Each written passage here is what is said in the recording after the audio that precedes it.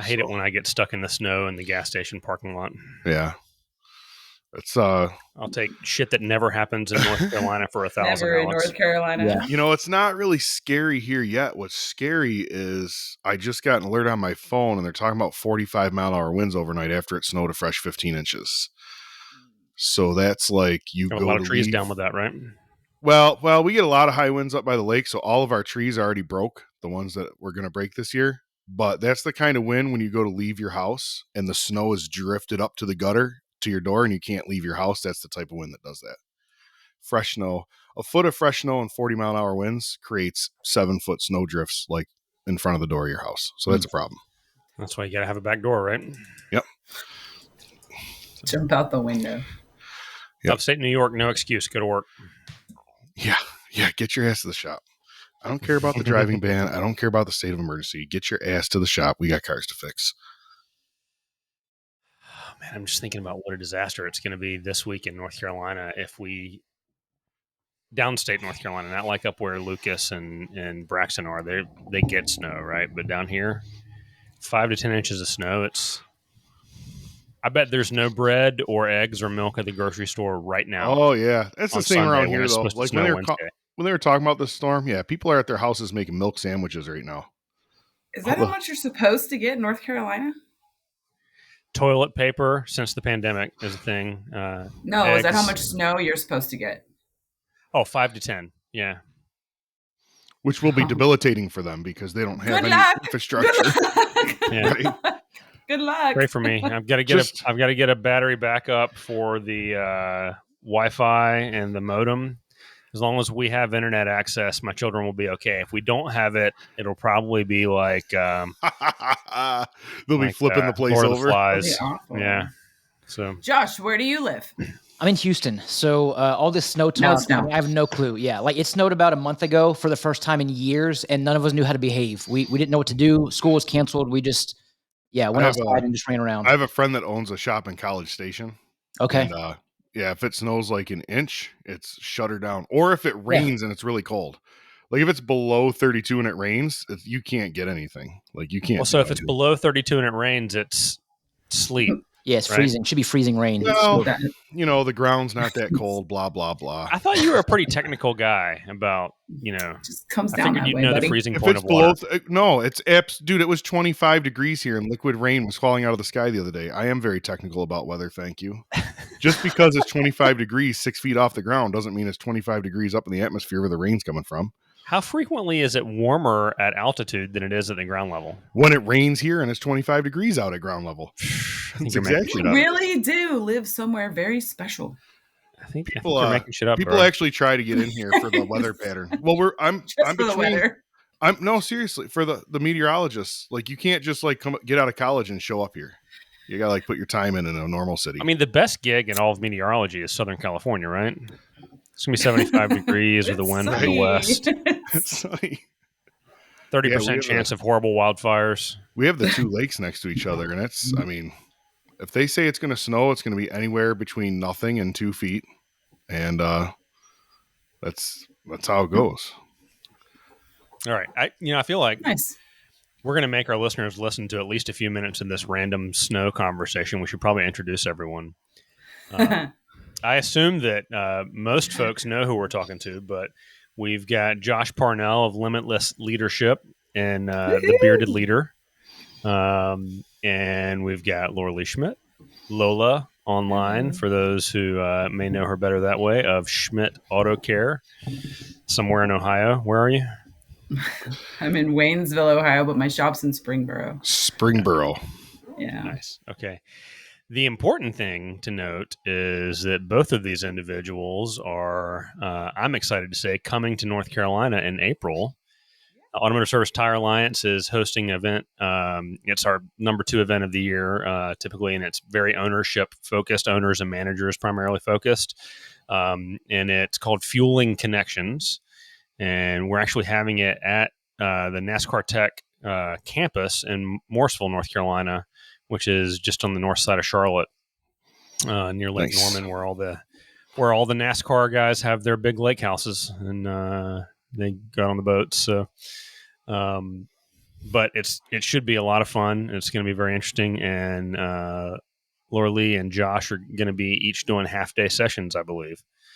So nice.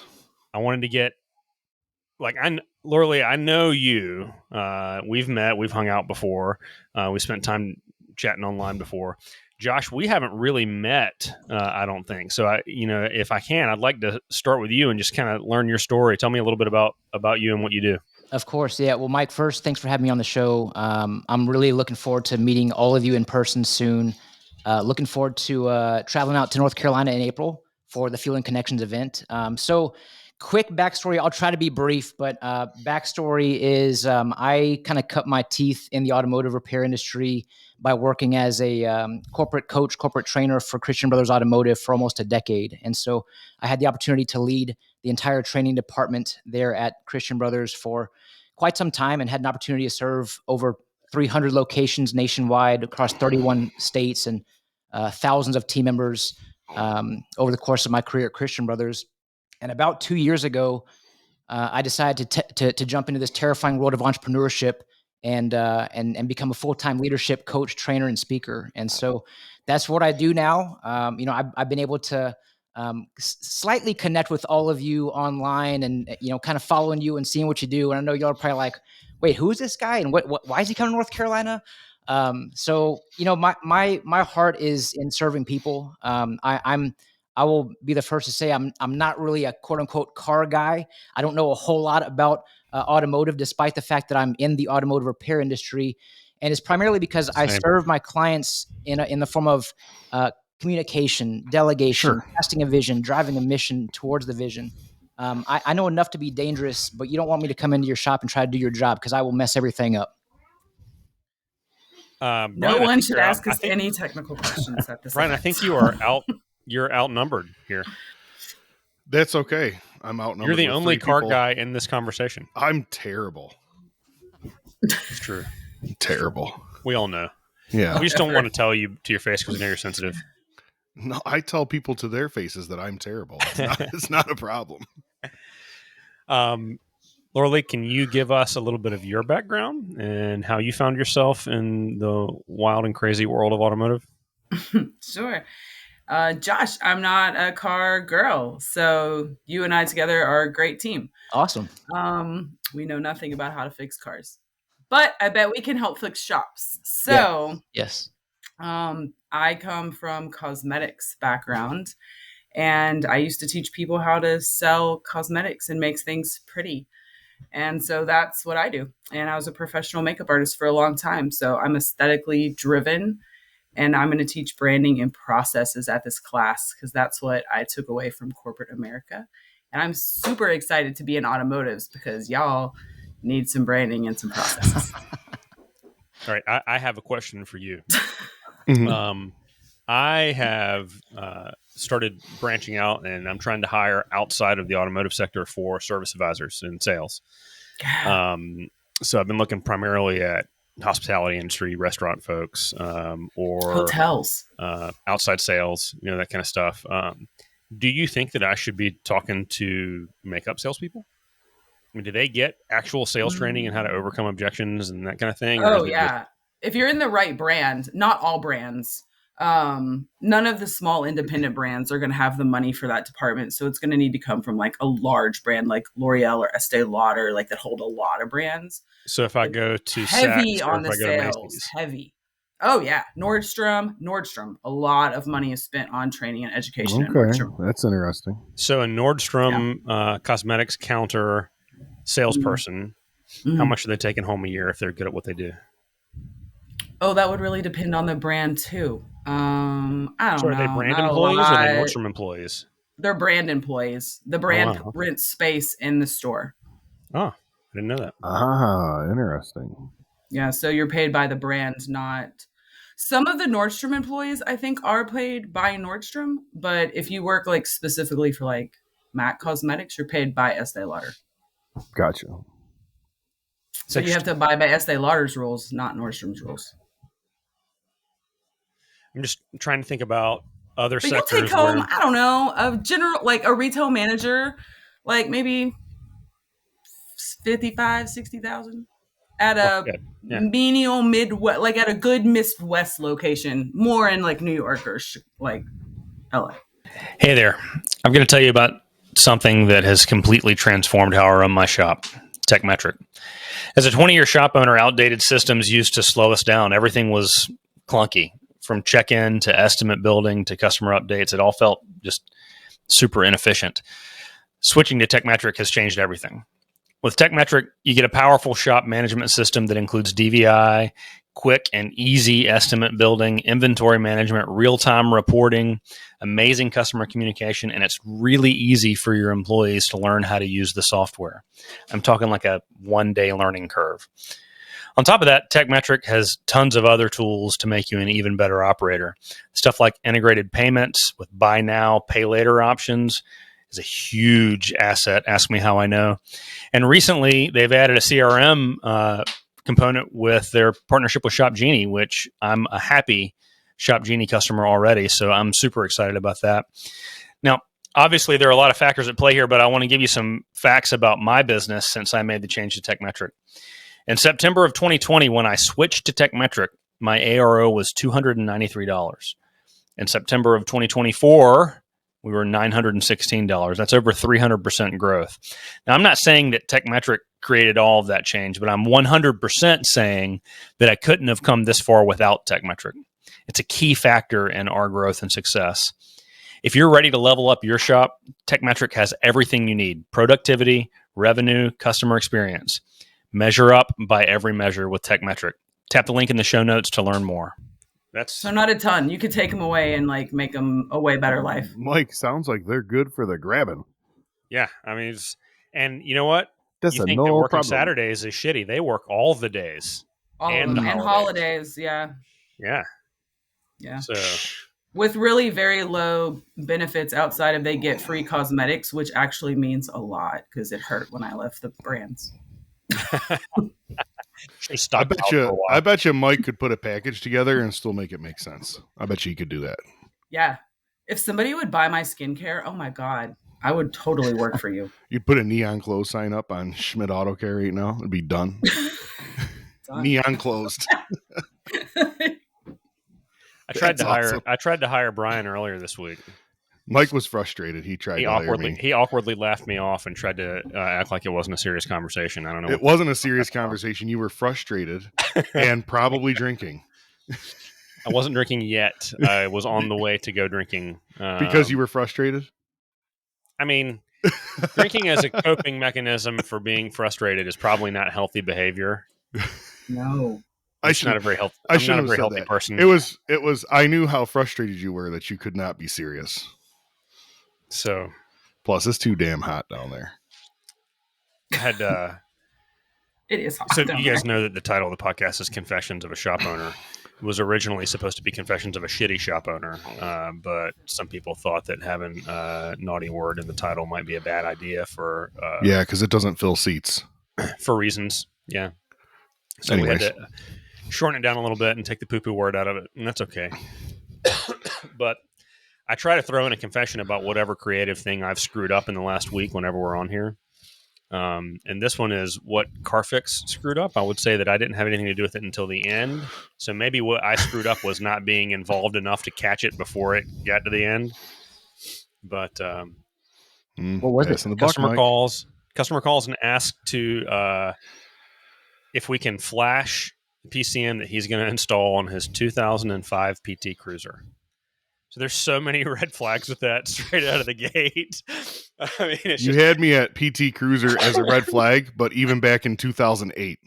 In 2008, it was red flag for a PCM in 2005 PT. Anyways. So no one at any point asked why this customer was installing a PCM on their car and what symptom they were trying to fix. And so we had it towed in and flashed it, and it started and ran like shit. But they drove it in after they flashed it and did our PMI, and brakes were metal on metal and tires had steel belt hanging out. And so they called the customer and sold brakes and tires. The person who did the PMI didn't note that it was running like shit, just that it started and drove in and brakes and tires were dangerous. And so they sold service advisor who didn't know it was running poorly, but who also didn't ask why they put the PCM in it, right? So now we've got two players that swung and missed. You're at a double breakdown of communication now. Yeah. Plus, triple because the guy that flashed it is probably not the guy that shredded it on the rack, right? Yep. So the guy that flashed it should have said, "Hey, I flashed this. It runs. I've got the security all taken care of, but this thing, you can't drive it like this." Well, and then a third party, not the one who did the flashing or the DVI, was dispatched for brakes and tires, and they pulled in and it cut off twice between the parking space and the bay. So it's really you're at four people. Yeah. So I've got. I mean, invariably, when the shit show makes it all the way to the customer-facing side of it, multiple people have to have failed for it to get to the customer, right? Yeah. But when I found out about it, I was sitting up front. It was like 4:30 in the afternoon. I was kind of reviewing the day with the guys. The technician walks up, and he's just standing there waiting for us to wrap the conversation. He says, "Hey, tires and brakes are done. Is it important that this thing runs well?" That was, dude. Putting the tires and brakes on real quick on that car on a Friday afternoon was a flat rate or flat broke move, baby. That was. I am here to tell you that if that fucking car needed an engine, you would have put it in. I would have murdered someone and put it in, yes. Or at least given him free tires and brakes to go on his car that needed an engine. I wish that there was. I wonder if I was getting my kids on Friday nights. My kids' deal is like they do laundry when they get out of school, and I get them double cheeseburgers from McDonald's, right? Like that's their deal. And I wish there was security footage of me staring at my phone, laughing at you so hard I was crying on Friday afternoon while you're texting me this at like 4:45 in the afternoon. I'm freaking crying. So angry. I'm laughing like a lunatic. The girl at the drive-thru goes to hand me the receipt. I was crying. I was like, this is the most Wilco thing I've ever seen. I so would have done that. Oh, do four people usually touch the car in your shop to get through the day? That was atypical. So typically there's a service advisor. The team that does the DVI, we call the Rack Attack team. That's all they do is DVIs and pictures and videos and estimates. And then a technician it gets dispatched to. In the 1 in 20 instances where a car comes in that's not drivable and it needs to be diagnosed first, then it might get to a fourth person because it might go to a senior tech for that. And then, right. So, yeah, there was conversations to go around for everyone on that situation. Anyway, that's my confession. So, from a leadership perspective, should I have not screamed at everyone and then shared widely on a public forum about all the details about how it happened? Is that, I mean, that's limited leadership. It's probably a different route you could have taken, but that's debatable. But I will say this, Mike, you are sharing something that is the most common challenge I see across the board, regardless of the industry, and it's a breakdown in communication. Voids get created, negativity fills the void. And, a stat that I share with every client is that poor communication is costing shop owners 18% of total salaries being paid out on an annual basis. I don't know how you came to that number, but it hurts my feelings. Right? Oh. Whenever you talk about numbers, like it hits Mike right in the feels. Well, it's going to hit yourself in the pocketbook if you don't fix the communication. That's the hardest thing he's actually got a nerve in his pocketbook. That's where it hits him, in his nerve. The nerve in his pocketbook? Yeah. Yeah. So my dad had a very crude saying, and I apologize in advance for any of our listeners or any of our panelists that might be offended, but I came into a meeting when I was just a service advisor for Dad at his shop, and this had to be 2001, 2002. And it was after hours. And the way the office was set up, there was we all met in the lobby after hours, and he had an office, and he walked out, and he stood in front of the door to his office, and he went, "Slam the door. Slam the door. Slam it," while he was staring at us angry. He said, "Do you know what this is? This is us slamming our dick in the door over and over and over because we can't get out of our own way." Yes, I did have the slamming our dick in the door conversation in a lighthearted, funny way. Cheeky and harmless, huh? Yeah. It's like, hey, you all make me want to go drink. I make me want to go drink. That was a failure on my part in so setting up expectations. You didn't address that the same night, right? Did you address it the next day? It was the next morning at the morning meeting. Gotcha. Yeah. That's always a good call. I really try not to address major breakdowns in process while I'm upset about it. Yeah. If you ever see me outside when it's 20 degrees out in a t-shirt and pants walking around the outside of the shop, it's because I'm trying to forget about something real quick outside the building. Yeah. I walk outside the building too. I had an old boss that would say, like, feeling hot, take a walk. Right. Yeah. I've made laps around the building before. I've done 2 or 3. Yeah. Being from Houston, if anyone ever sees me in 20-degree weather with just a t-shirt, it means I'm under duress. Yeah. Call 911. Just help him. The dementia has set in. Not about that life. Oh. You would hate it Mike, right here. What are you going to change to stop that from happening again? What was the conversation like? Well, so, the conversation, what it actually was the next morning was, because earlier in the week, we had the conversation about just reinforcing for some of the newer employees why customer supplied parts are bad. And not just its company policy. Here are all the reasons why it is bad for business. It's bad for the customers. It's bad for us. It's bad for you as an advisor.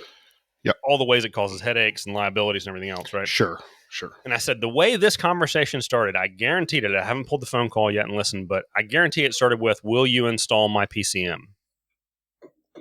And we said, no, we can't do that. And the service advisor in question nodded their head. And I said, and then they said, well, if I install it, can I tow it to you and you flash it? And you said, yeah, I can do that. This is what happens when we install customer supplied parts, because this is what we just dealt with. Because what the guy needed, it turns out we found out yesterday, was an IAC, and the IAC had bombed his PCM. And did it double bomb the new one? Yes, it did. That's my favorite. But you know what? I don't even charge for diag. We should have got it in and done a free diag. Instructions unclear.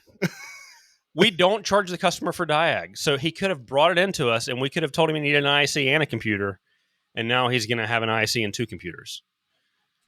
And tires and brakes on an $800 car. And 2 flashes, because I'm sure you're not signed up yearly for YTech. So that's going to be another $112 cost. Yeah. What are you going to do? So it was a learning experience for everyone involved.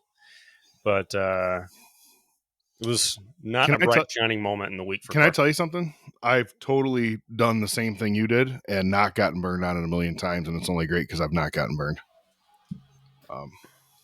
Or I knew I was going to get burned, and I said, "Hey, that was a real value add for the podcast." I've totally done that a bunch of times. It's all good. Yeah, I just tell the customer, I go, "Hey, man, you handed me a fuel pump control module, and you have transmission codes. This isn't going to fix your car." And they're like, "Yeah, well, I read it online." I'm like, "Cool story, bro. It's $250 to flash it. Want me to do it?" "Yep, okay, $250. Hey, my light's back on. Yeah, want to make an appointment? That's another $200 for DAG. It's no problem." See. It's the flashing game, there are right? parts of you that are turning into an evil shop owner because of your relationship with me, but there are other parts of you that are turning into Zeb Beard because of your relationship with him. No, I've always been like that. If they don't want my advice on what's wrong with the car, I'm not gonna argue with them.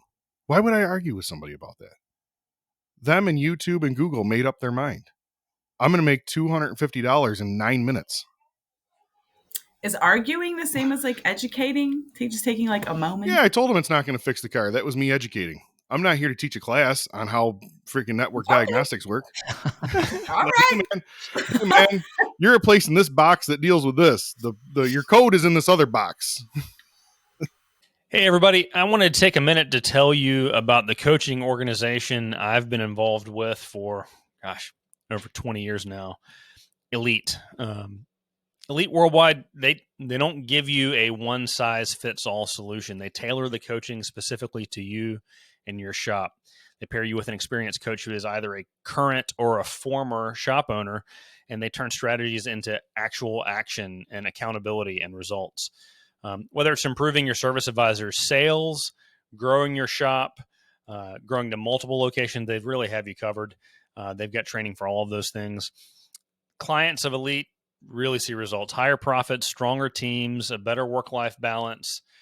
If you're ready to take the next step, visit eliteworldwide.com to schedule your discovery session. That's eliteworldwide.com to start working on your business rather than in it. Tell them that you heard about them on Confessions of a Shop Owner so that I get a pat on the back or maybe a box of chocolates or something. That would be awesome. Thanks. You want me to figure out what's wrong with it, or you want me to put this in? I want you to put it in. My buddy said, Jim Bob said, if you put that in, fix my truck. No problem. It never fixes my truck. No, never fixes Jim Bob's truck. Never. All right. So that was just a little 15-minute tangential side conversation. I apologize for that. That was the Lucas and David influence on me. Sorry. So do you guys know what you're teaching about in April? You got your topics all down? Yes, sir. Ish. I got an ish and a yes. Yeah. All right. Yeah. Lola, I have a question. Yeah. You got me on to Tiffany and how strong their branding is and how just the color that they have is they copyrighted the color or something like that or trademarked it. Mm-hmm. Yeah, with Pantone, yes. And so I was thinking about getting sterling silver pens from Tiffany for my best service advisor as an award and get it engraved. So they don't really have the best pens. They have diamonds and platinum.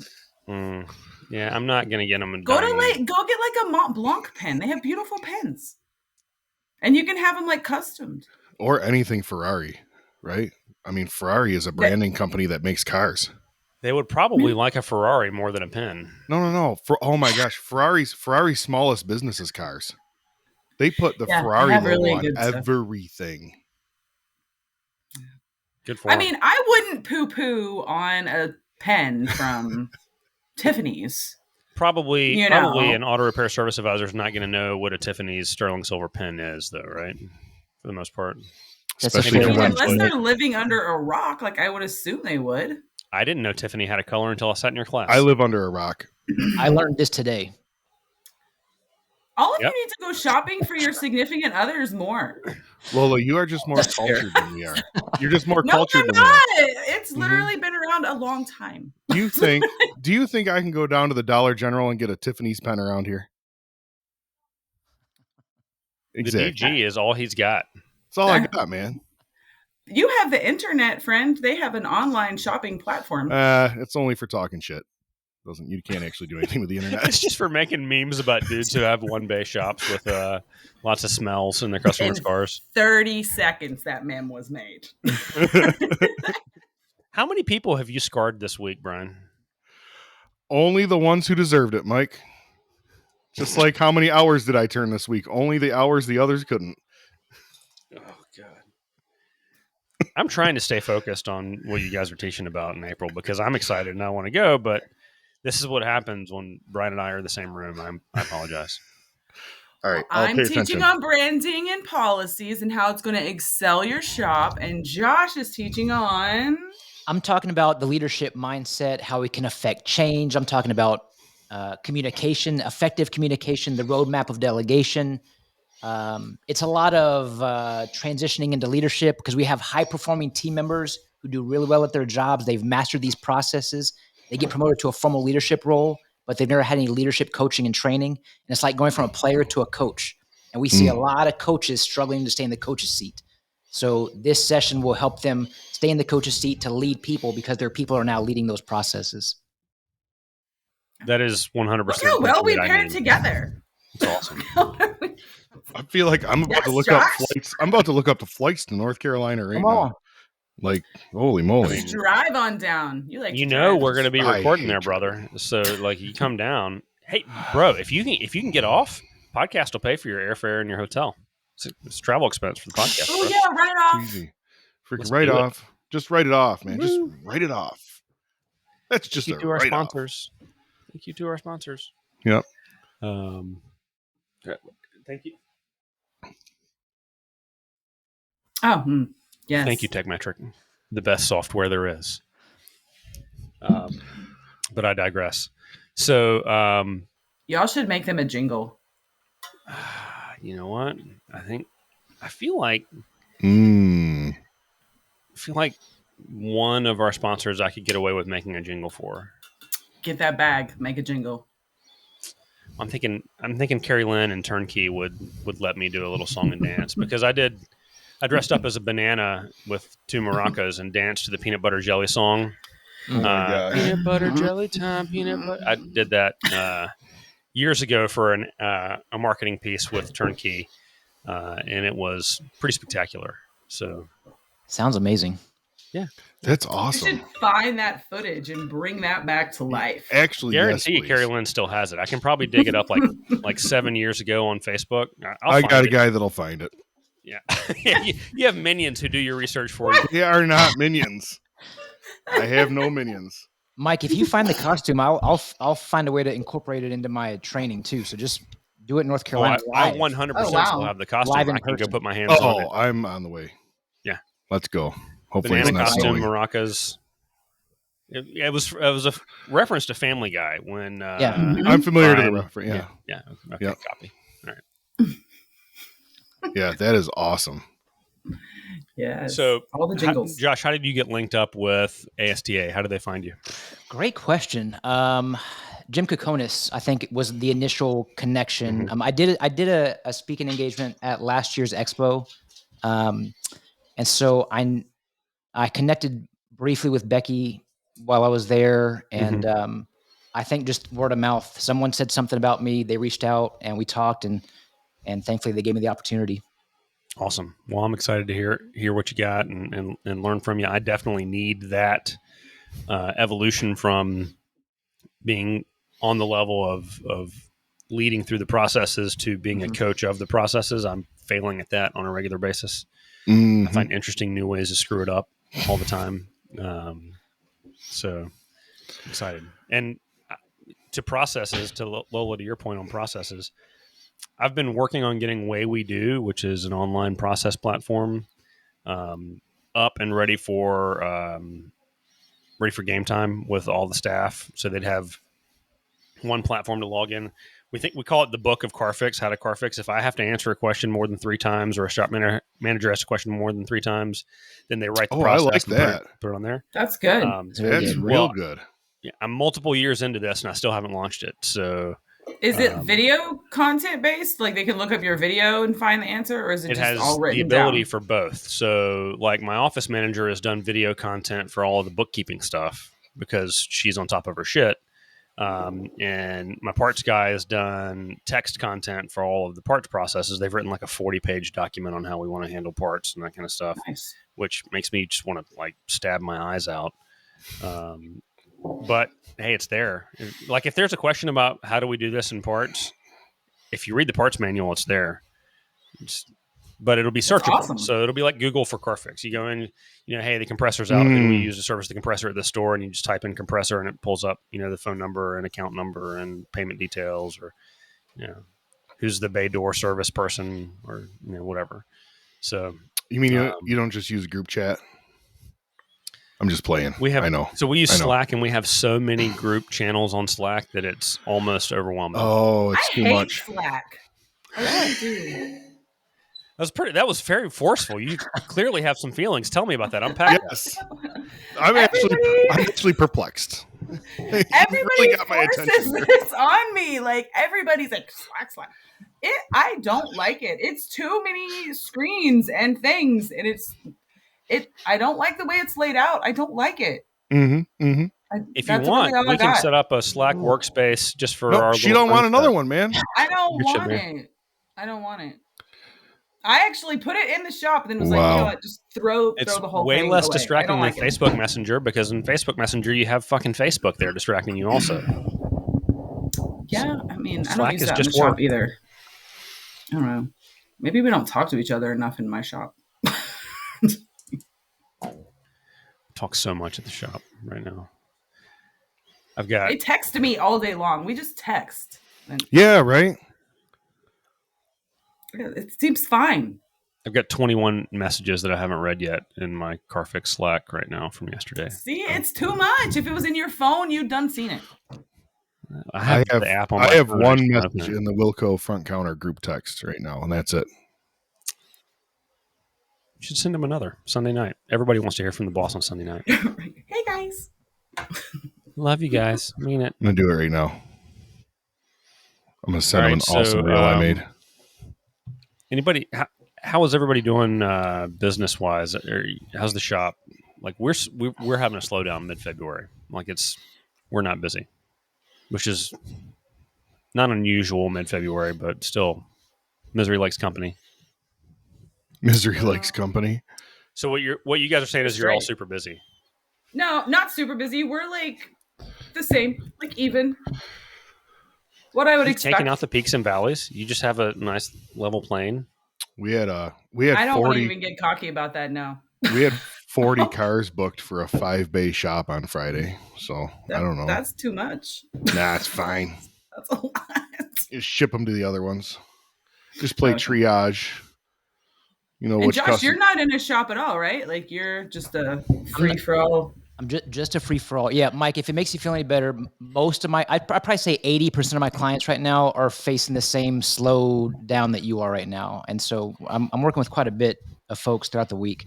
It's pretty standard right now, pretty slow. You should do a free diagnostic promotion, Mike. You know what? I think that's a great idea. I bet that would help a lot. Yeah. For a limited on time. Saturdays. You know what? Hang on. I'm going to. Well, so hey, Saturday they sold $17,000 worth of work on Saturday. Hey. All right, fine. I mean, I'll take a $17,000 Saturday. That doesn't suck. That's kind of cool. But at the same time, what has slowed down? Is it coming from like do you know if it's like your Google has slowed down? Is it phone calls that have slowed down? Footsteps? What's slowed down? So we're not answering higher than 90% of inbound phone calls. So, we're missing 10 to 15% of phone calls. So that means that the phone volume is fine in my eyes. If I went in and dug out after hours and Sunday phone calls, it would probably be, 7 or 8% of phone calls we're missing during the day, during hours.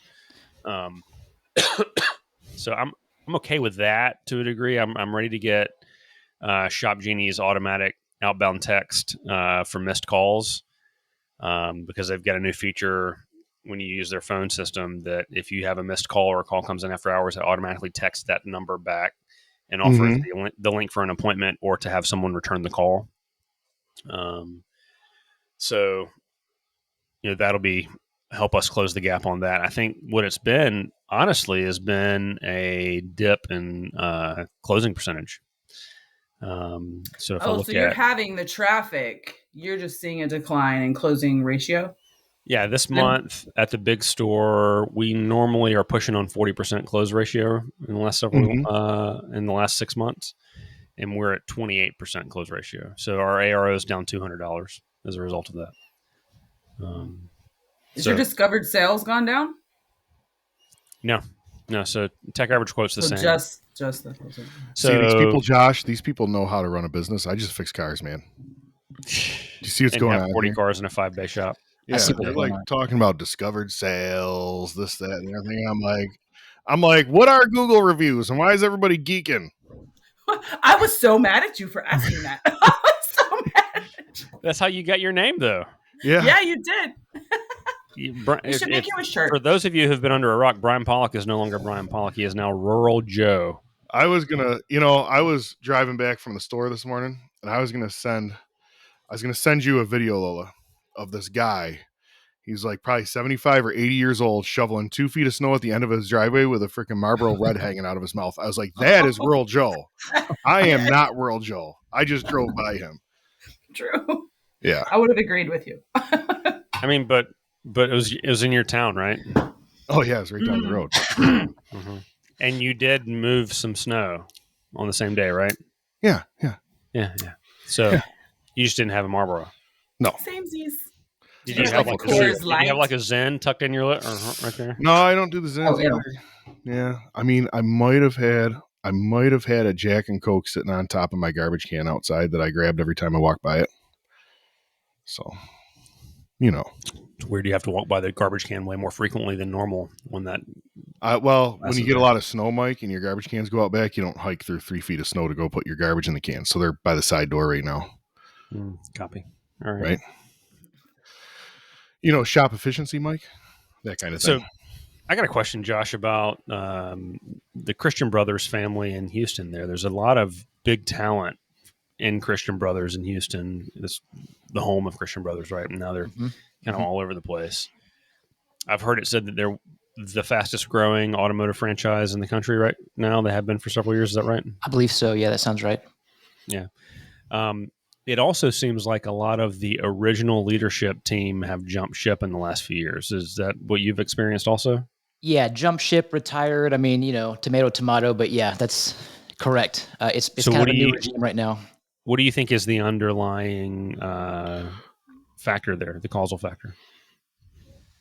Man, great question. I do think it was time for a handful. I think that Donnie Carr, he's the president and CEO. He's doing a great job of moving the organization in still a great direction. And what I see with Donnie and what he is doing with leadership there is they're evolving. They're trying to make changes. I mean, even if you're looking at the interior of an Christian Brothers Automotive now compared to 4 or 5 years ago, most of the stores have already done a complete remodel. So the look, the feel, the aesthetics, they're constantly forward thinking and trying to make those positive changes to stay ahead of a curve, if you will. So what kind of thing are they doing aesthetically in their lobbies to, is it worth putting $20,000 in a lobby remodel or $50,000 into a lobby remodel? I mean, how do you justify that? Like, yeah, that's over my pay grade. That's over my head. Like when I was there, I was focused on training. That was kind of the lane that I stayed in. Whether or not it's actually worth the investment to make the look be different. Yeah. I'm not the guy. I feel like they already were very nice facilities. Yeah. I don't even work with Christian Brothers. I'm going to tell you what's worth the investment to make your facility look nice. Well, yeah. But so there wasn't a Christian Brothers in America that looked like shit before. They all looked nice already. I thought they looked nice, right? Yeah. They did, and yeah, they did, and they do, and that's the thing. It'd be one thing if you're walking into a Christian Brothers and it kind of looked like that, kind of like just grease everywhere, like a worn down Goodyear store. But that's not the case. A rundown old Goodyear store. Shut up, Mike. They've always looked clean. We just painted yesterday. Thank you. I think the thing about them, Mike, is that, and they do such a good job of this, and this is also kind of what I do in my own coaching, is you focus on the person before the process, the person before the profit. It truly is about connection. And that's why I love the opportunity to speak at the Fuel and Connections event, because I'm a big believer in connection before content, because I know that connection creates engagement, and engagement ultimately increases performance. And a lot of shop owners are so focused on performance, which is great. I think that's an end in mind that we should always begin with. But the key phrase is begin with the end in mind. So if we're going to begin with the end in mind, that means we need to shift our focus to what it's going to take in order to drive that performance. And I believe it starts with connection, connecting with your people to create the engagement that subsequently increases performance. And this is important because 70% of employees are disengaged at work. So how do we create the engagement? It starts with connection. And I think Christian Brothers does a good job of doing that. Josh, would you say that the content you're going to be reviewing at Fuel and Connections is going to be applicable not just for owners, but also for store managers? 100%. Most of my clients are actually service managers. So the way our operation works is typically an owner invests in their team member and hires me to work with their team members. So I like to say that I like to give you, the shop owner, the gift of time, because none of us have time. And so I like to give you the gift of time and money because you're investing in your team member and hiring me to help grow and develop your service managers' leadership skills and their communication and delegation and so forth and so on. But it applies to owners and shop leaders, and really just, even advisors. I work with advisors. I work with technicians, Bryan. So it really, sure. It doesn't matter what role you're in. We all have the ability to influence those around us and affect change. Therefore, that means this conference would be for you. So what does working with limitless leadership look like from a client perspective? From a client perspective, we work off of a 6-month program, no contracts, but I like to verbalize a 6-month commitment because it takes time to affect change. And so I encourage every shop owner to put in to give us the full 6 months. And so we work off of typically weekly coaching calls. I do offer biweekly coaching calls as well. We work off of Zoom. So we have 1-hour calls whenever we work off of a Zoom, and then we work off a running Google Doc. So there are notes that are taken on each call the shop owner can see those notes. They can see the calls to action that are provided for their team members for the sake of accountability and ultimately growth and development. And then, of course, they get customized resources. I work very heavily on one-on-ones, the importance of one-on-ones, daily huddles, the importance of daily huddles. And I have formats for those and resources that apply to those. Even if you're hiring new talent, I love the fact that you're looking outside the industry. You're looking in the hospitality world, hotels, restaurants. Those individuals serve. It's about service before selling. But I encourage shop owners to hire your CIA team member, people who are coachable, intelligent, and who have the right attitude. And the I for intelligent is not necessarily book smarts, but it's emotional intelligence. And so I have a 5-page hiring guide. It's stuff like that where you're not just getting someone who is working with you on a Zoom call once a week, but you have access to me and the resources, as long as we work together. Well, I just wrote that down. CIA. I need some of that. I need some spooks in my life. So I've already got a couple. I'm already thinking about some folks that I want to bring in April. Yeah. I'm like, if all of us are gone, is the shop going to burn down in that 2-day period, or is it going to be okay? It'll be fine. Because they're the guys that allow me to go and the shop not burn down when I'm not around. So, it'll be fine. Yeah, it'll be fine. What's the worst that could happen? Burns down. Maybe we install a customer supplied PCM and flash it.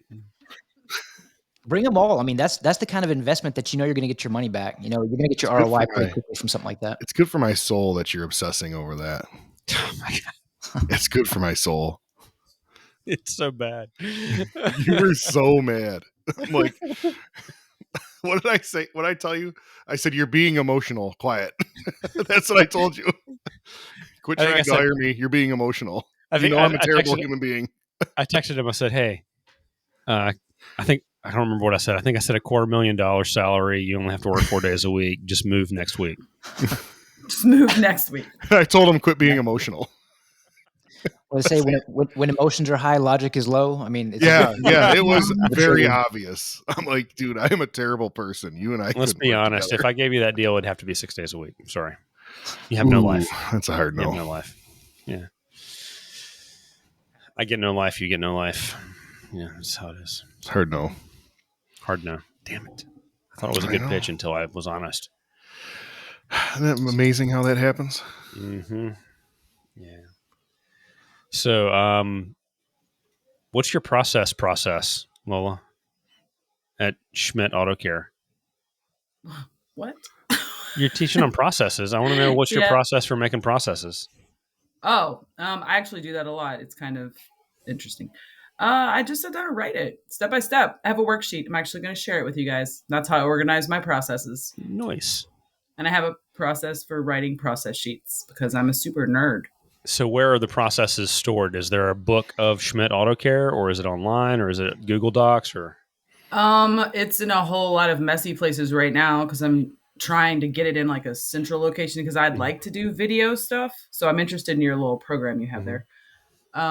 Right now it's on Google Docs and on Windows Word files and flash drives. And then I print it off and I take it to an old school binder at my shop and I divide it up by management, finance, technicians, SOPs.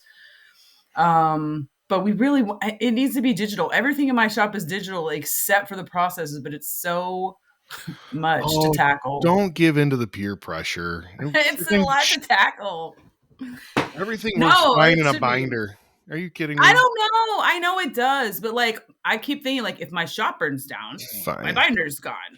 Well, which I know. I guess I have my computer, but I mean, video processes. I think is where it's at right now, right? Because I would rather see that. People won't read a wall of text, but they will watch a 2-minute video explaining how to do something. Yeah. And so, they don't even have to be that long. They can be super short sometimes. Well, I think they should be. I want it digital. It's kind of like what Jim Kokonis is doing with today's class. Is it's training in bite-sized chunks so that it doesn't become boring or whatever else. You can do it in 5 minutes. It's like our average across our shop is 2 minutes and 43 seconds on that today's class, man. They're freaking under 3 minutes. Boom, boom, boom. 4 questions. They're learning stuff. They're asking questions about it at lunchtime. It's it's a pretty sexy program. It was a pretty good deal. I mean, got some people don't buy in, and it's kind of funny how that matches up with, you have like super A players and you have guys that are maybe not super A players, but they have above average attitudes, and you're like, man, I'm happy I got this guy. I wish he'd do his questions every day instead of every other. You got people who don't do them at all, and you're like, man, that's crazy. He doesn't do his questions, and I could take or leave him. It's wild how it like sorted itself out. It was weird how that correlation is. Yeah, it was so weird. Bryan, are your are the guys at your shops, are they listening to the podcast and then commenting on it when you go in? Are you getting that yet? One or two. Starting to get that. Yeah. It's a little bit weird. I'm like, wait a minute. The guys who are dealing with that PT Cruiser are probably going to be like, hey, Mike, what the fuck? Why are you sharing our dirty laundry? So you didn't say any names. Yeah. I don't get that, because my specialty is telling people they suck ass to their face. So it's not you know who you are. You know what you did. No. It's more limited leadership right there. That's what that was. Yeah. Clarity and direction. Not limitless, limited leadership. It was limited. Yeah. Limited. So, from the limit-based word choices, are you familiar with the term LIMFAC? LIMFAC, I'm not. It's short for limiting factor. Like back in the day when you would go out to the bar with your boys and you'd be, cruising, you always had that one buddy who was a doofus and he was a major LIMFAC. He would knock everybody's game down. He'd come in and just so. Did you make this word up? No. Like this whole scenario sounds weird. I'm like, this is specific to you. No, you guys have bars? You didn't just have like bangers in the cornfield? Limiting factor. Oh boy. The limiting factor to Carfix's success last week was unhealthy obsession with 20-year-old PT Cruisers. So, I like it. LIMFAC. Okay. Lin or lim? Limiting factor. LIMFAC. Yeah. We've all got a LIMFAC in the shop. Is that like a word? No. That's what I'm saying. Like, I think he made it up. It might not be a word, but I didn't make it up. LIMFAC. So somebody made it up. LIMFAC, acronym definition, military dictionary. Holy crap, it's in the military dictionary. I can't believe that. It's also an urban dictionary, short for limiting factor. Don't click on that, you get a virus. I love Urban Dictionary, man. Don't click on it, you'll get a virus. Full of so much good. The car's tiny engine is the LIMFAC for its ability to accelerate. Sick. Now you've learned new words. What is the origin? What's the origin? No, this ain't a spelling bee, Josh. LIMFAC. LYMPH. A-C. Anyway. LIMFAC. So, do you guys have anything awesome happening between now and April when you come to North Carolina? Yeah. Vision is coming up. Oh, no shit. That's right. I'm going to Vision for the first time ever this year. Same. Really? Yeah. Time? Oh, really? I mean, ASTA Expo's in my backyard with no flights and no hotels. So. Oh, I guess I just assume that y'all travel around still to other places too. Well, the podcast is the reason I'm going. I've got okay. Sponsors are going to be there and they want to record, so it's a good time to roll out that jingle. Well, you know what? Lucas was like, "Yeah, bro, you can use our podcast studio. It won't be a problem." And then Braxton was all like, "Hey, they've got like 17 minutes of non-book time over the whole 4 days, so maybe you need to find your own place to do this shit." Oh boy! Get you out. Well, and I said, "You're gonna be in the hotel maintenance closet reporting a podcast." Well, I said maybe I should have my producer, seek out accommodations for the podcast since he's the producer and he's going to be there because he's also the producer for like 5 podcasts. And he was kind of like, probably not. No, that sounds like a problem. So evidently I'm going to have 17 minutes in Lucas's studio to record about 5 hours of content. So it's going to be great. We'll just talk really fast. You should just do pop-up podcasts all over the hotel in random places. Or you could just do them like after 8 o'clock when everybody's had a little bit of social lubrication. It might be good, right? Yeah. I mean, that's the only way I do podcasts. So it sounds like you've got a lot of time in this booth.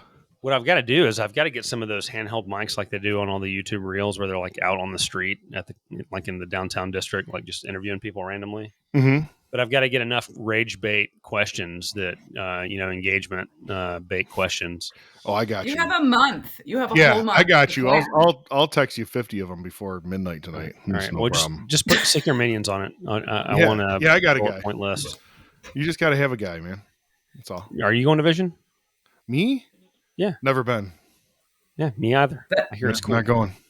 I'll be there. No, you're still not going. You're still not going. Never been there. Not going to go this year. Stay strong.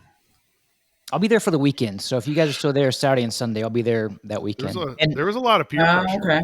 There was a lot of peer pressure. I had a lot of peer pressure trying to get me to go this year, like every year. It's a good event. Now it's a matter of pride. Like I've had people like. Do you think it's too big? Does it lose some? Like what I've always heard is that it's way bigger than ASTA, but it doesn't have the like personal, close feel of ASTA and the social aspects of ASTA. It's big. Maybe.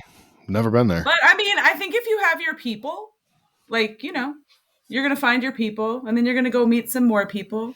Right. So it's fine. You got your people, Brian. You got your people. Yeah. I got my people. Yeah. I got people up here. Yeah. Hey, speaking of your people up there, I'm going to be in your neck of the woods at the end of March, speaking at the Hahn Automotive convention. It's a part supplier. Are you familiar with Hahn? No. They're in Rochester. They're headquartered in Rochester. Oh, okay. That's why I'm not familiar. Okay. Okay. No problem. In the end of March? Yeah, end of March. Spell Hahn. H-A-H-N. That's it. I assumed. Just a bunch of Nerf herders. Sure. They sure are. They're over by Northgates in Rochester. Huh. Josh got my Star Wars reference. I don't think anyone Well, else take did. a warm coat, friends, because it's cold in Rochester. Yeah, it's freaking cold as balls over there. You're going to need a warm hoodie. Here. You're going in the end of March? You'll be all right. Yeah, end of March. Yeah. By the end of March here, we're going to be having AC work. Thank you, Jesus. I love when air conditioning season comes back. Oh, is it that early, end of March? First couple days, we had 85 degrees and the phone starts ringing. You know what? The brakes are grinding. The ball joint's about to fall out, but mama's sweating. Fix that shit. All the time. You can fix all of it. Just fix all of it. I'd prefer to fix it all, but... You got your AC going. Let's talk about these brakes and wheel bearings. Let's take care of these dangerous brakes and tires before we tell you that you might need a motor on your PT Cruiser. Damn it. Oh, my gosh. He's back in it. All right. Well, hey, guys, this has been a lot of fun. I feel like y'all have just been logged in listening to Bryan and I the whole time. I apologize. It's been awesome. I've enjoyed it.